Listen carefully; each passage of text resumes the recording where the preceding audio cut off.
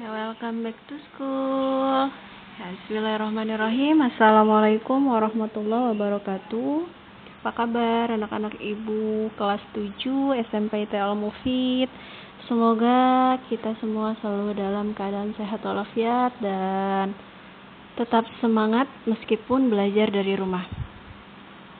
Oke, seperti yang sudah kita lakukan sebelumnya, perkenalan, kalian juga tentunya mungkin masih ada yang ingat atau udah ada yang lupa ya. Kembali lagi sama ibu dalam pelajaran fikih Bu Nur ya. Kita mulai saja. Di bab pertama ini kita akan bahas tentang toharoh. Namun sebelum itu silahkan kalian siapkan buku tulis kalian masing-masing, karena memang kita belum ada paket buku fikihnya ya. Jadi boleh kalian tulis, karena tugas dari ibu hari ini kalian catat dan kalian rangkum apa yang sudah ibu sampaikan. Nah, setelah itu nanti kalian foto kirim ke ibu. Minggu depan baru ibu koreksi. Oke. Nah, di bab pertama ini kita bahas tentang bersuci atau toharoh, hukum dan penjelasan bersuci. Nah, di sini bersuci adalah bagian terpenting dari kehidupan seorang muslim. Bersuci berkaitan erat dalam hal sah atau tidaknya ibadah mahdo atau wajib yang kita lakukan. Nah, sebagai contoh sholat, sebelum mengerjakan sholat, kita diwajibkan berwudu terlebih dahulu. Dalam sebuah hadis disebutkan, Rasulullah SAW bersabda, kesucian itu penutup iman. Hadis riwayat Muslim. Nah, secara hukum, berdasarkan Al-Quran dan hadis, bersuci adalah wajib, seperti dijelaskan dalam Quran surat Al-Mudaththir. Yuk, dibuka Qurannya masing-masing. Cari surah Mudaththir ayat 4. Nah, di situ bunyinya wasiyabaka fatahhir. Artinya, dan bersihkanlah pakaianmu. Nah, ada lagi nih dalam Quran surat Al-Baqarah ayat 22. Nah, yang bunyinya Bismillahirrahmanirrahim. Innallaha yuhibbut tawwabina wa yuhibbul mutatahhirin.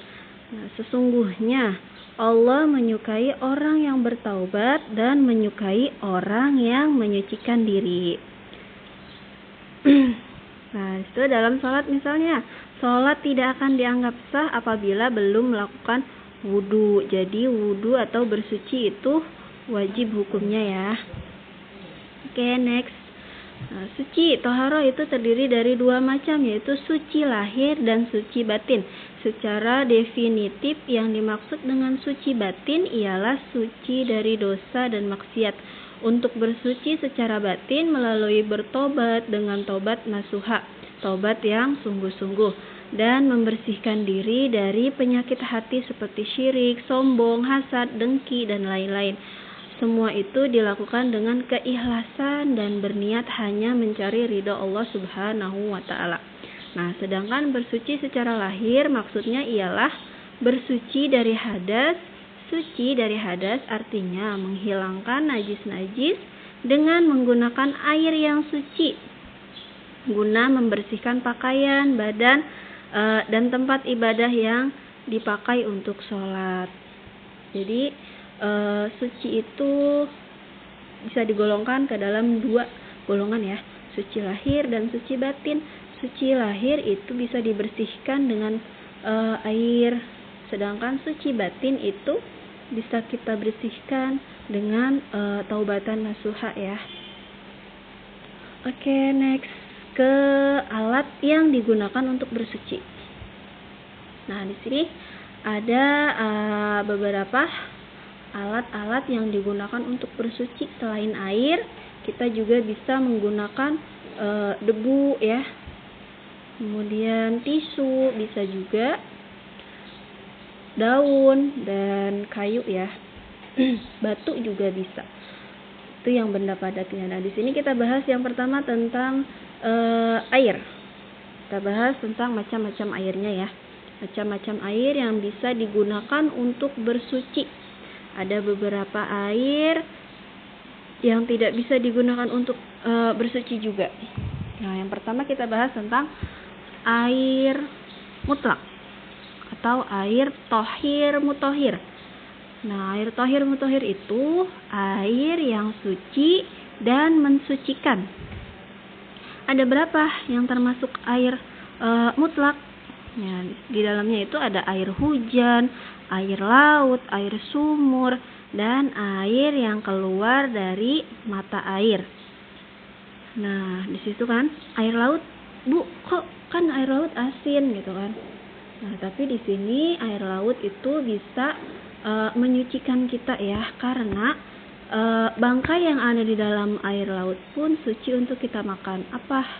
Ikan ya, bangkai ikan pun halal untuk kita makan. Makanya air laut pun bisa menyucikan dan suci. Oke, lanjut ke air mustamal. Nah, air mustamal itu apa? Air mustamal itu air suci tapi tidak dapat menyucikan. Waduh, air suci tapi tidak menyucikan, apa tuh, Bu? Nah, seperti contohnya itu air kopi, air teh, dan air yang sedikit dan sudah berubah warna. Air kopi itu suci ya, suci untuk kita minum tapi tidak dapat menyucikan kita dari hadas. Kemudian, air apa lagi? Air musama. Musama ya. Air musama apa tuh, Bu? Air musama. Oke, air musama itu air suci dan menyucikan tapi makruh digunakan untuk bersuci. Contohnya itu seperti air yang terkena sinar matahari yang disimpan dalam bejana. Jadi air yang sudah berhari-hari nih kalian simpan di dalam ember atau bak di luar rumah, kemudian terkena sinar matahari sudah berhari-hari, otomatis sudah sudah lumutan, sudah berubah warna. Nah, itu air suci dan menyucikan namun makruh untuk digunakan untuk bersuci. Kemudian ada air mutanajis. Nah, air mutanajis itu apa, Bu? Air mutanajis itu air yang kemasukan najis. Ya, air yang kemasukan najis.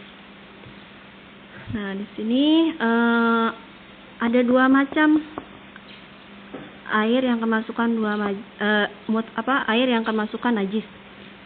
Yang pertama itu air yang sedikit dan kemasukan najis. Nah, udah sedikit kemasukan najis, jadinya najis juga ya. Sudah sedikit kemasukan najis, nanti akan berubah warna dan menjadi bau najis tersebut. Kemudian yang kedua yaitu air yang jumlahnya 2 kulah tetapi kemasukan najis. Itu pun bisa menjadi air mutanajis atau air yang kemasukan najis dan tidak bisa digunakan untuk bersuci. Meskipun jumlahnya 2 kulah tapi kemasukan najis, najisnya itu jumlahnya banyak misalnya ya, bisa merubah warna air tersebut dan merubah bau air tersebut. Nah, kemudian Ibu jelaskan tentang 2 kulah itu. Mungkin kalian udah pernah dengar ya, 2 kulah, 1 kulah, 7 kulah gitu kan. Kulah itu apa sih, Bu? Gitu. Nah, jadi 2 kulah itu dijelaskan ya dalam kitab Fathul Qorib bahwasannya 2 kulah adalah 500 ritel Baghdad atau seukuran kubus 60 cm. Nah, adapun jika diubah ke dalam satuan liter maka itu sekitar 260 atau 270 liter sebagaimana disebutkan oleh Dr. Wahbah As-Suhairi Al-Fiqhu Wadilatuhu. Nah, jadi 2 kulah itu lumayan banyak ya jumlahnya, sekitar 260 atau sampai 270 liter. Banyak, tapi jika kemasukan najis tetap menjadi air mutanajis dan tidak bisa digunakan untuk bersuci. Nah, kemudian alat yang selanjutnya bisa digunakan untuk bersuci itu kan selain air, tadi sudah Ibu sebutkan ada benda padat juga yang bisa digunakan untuk bersuci, yaitu debu misalnya ya, debu yang bersih yang ada di atas tanah, kemudian pasir, batu-batu kerikil atau pasir laut. Nah, di sini dijelaskan juga dalam Quran surat An-Nisa. Boleh kalian buka Al-Quran kalian baca dan kalian pahami makna dari Quran surat An-Nisa tersebut. Nah, kemudian Rasulullah SAW pun bersabda bahwasanya tanah itu telah diciptakan bagiku tempat sujud dan mensucikan. Hadis riwayat Ahmad. Terus kalian misalkan nanya nih, Bu, emangnya debu kita gunakannya kapan gitu kan? Kapan penggunaan debu untuk bersuci? Oke, jadi ketika kalian sedang sakit, kemudian kata dokter gak boleh kena air dulu gitu kan, tapi kalian tetap harus melaksanakan sholat karena sholat itu hukumnya wajib dan tidak dapat atau tidak boleh ditinggalkan ya bagi setiap muslim yang beriman. Jadi kalian boleh bertayamum menggunakan debu. Debu itu juga bisa ada menempel di dinding-dinding rumah kalian. Bisa kalian gunakan untuk tayamum yang tidak boleh menggunakan air gitu, yang tidak bisa menggunakan air, atau yang sedang kekeringan, atau yang sedang dalam perjalanan dalam pesawat. Nah kan kalau dalam pesawat pasti nggak bisa turun sebentar nih, kita landing sebentar buat melaksanakan sholat, nggak bisa ya. Jadi kita lakukan sholat di atas pesawat dengan tayamum. Itu dalam keadaan darurat dan dalam kondisi tertentu seperti kekeringan. Jadi kita boleh melakukan atau menggunakan debu, pasir, batu-batu kerikil dan lain sebagainya seperti dijelaskan dalam Quran surat An-Nisa untuk bersuci. Oke, selesai materi kita hari ini, cukup tentang thaharah.